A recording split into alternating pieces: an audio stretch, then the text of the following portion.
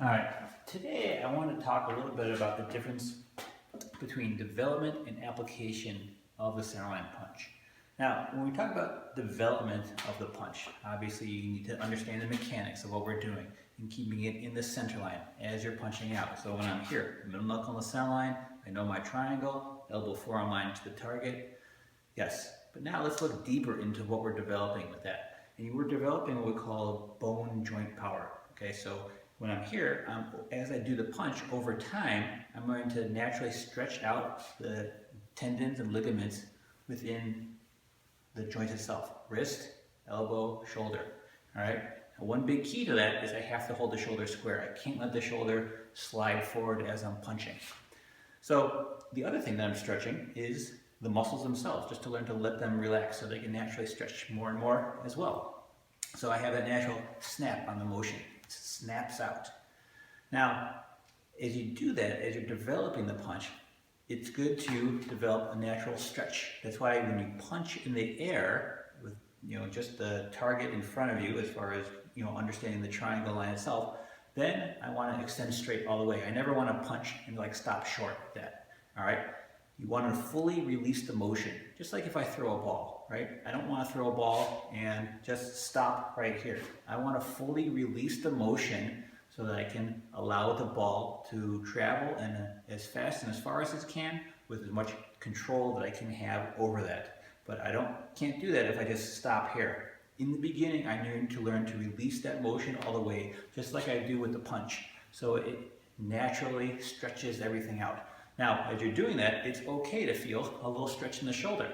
So when I go to punch, I feel that stretch.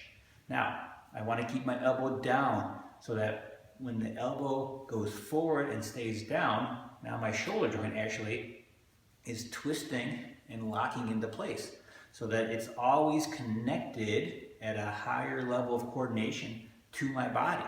So I don't want to punch and have my elbows flare out this way, or elbows flare out this way. But if I do that, just like if I push a car, right? If I go to push the car, I don't flare my elbows out, then I can't get my body as readily behind it. If I go to push something and I'm here, see, I would go have my elbows come to push. I don't want to come this way to push. Play with that yourself and see which way actually you can have your body behind the motion. And you'll find out, as my elbows come in, yeah, I can easily have my body weight behind my arms. That much better.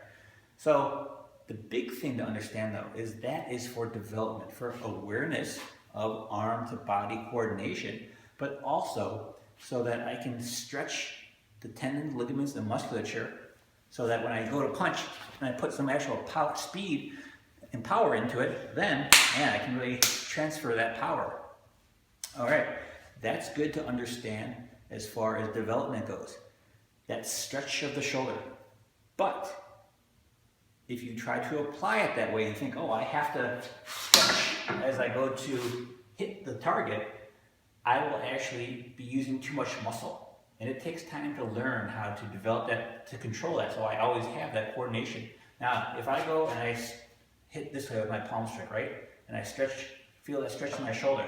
Well, two things will happen. I'll either push the dummy away from me, or if the dummy and the stand are stronger than my structure at that time, I'll push myself away from the dummy.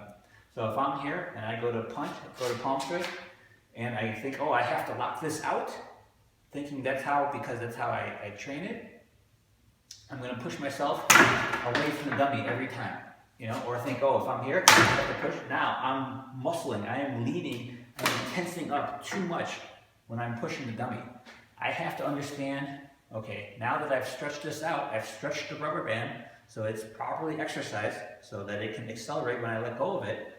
Now I have to temper that with the control behind that. So I have to, as I've talked about previously, I have to learn what it is to relax the arm.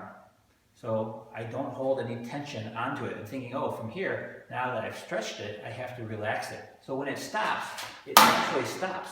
And I'm not over pushing on that, where I'm either going to push the dummy or I'm going to push myself back. If you are hitting the object correctly, applying the hit correctly, you should not be feeling any tension from here, that kinetic chain going back into your body, reverse, okay? Because again, physics, anything in action has equal and opposite reaction.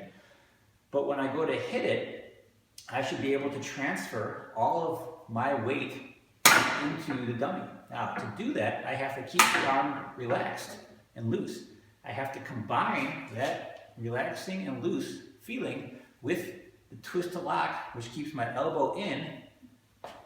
Good. Now, I can not only transfer the weight of my arm swinging, and if I learn to accelerate that more through my skill, body control skill, now I can have my body weight behind that the whole time. So when I hit, I'm not just hitting with my arm, but now my whole body is coming in. And notice there's no effect on my center. I'm not from here, I'm not getting pushed back at all. When I go to hit it, see, now it moves because I've transferred my weight into the dummy. My body weight through my arm, and I go forward.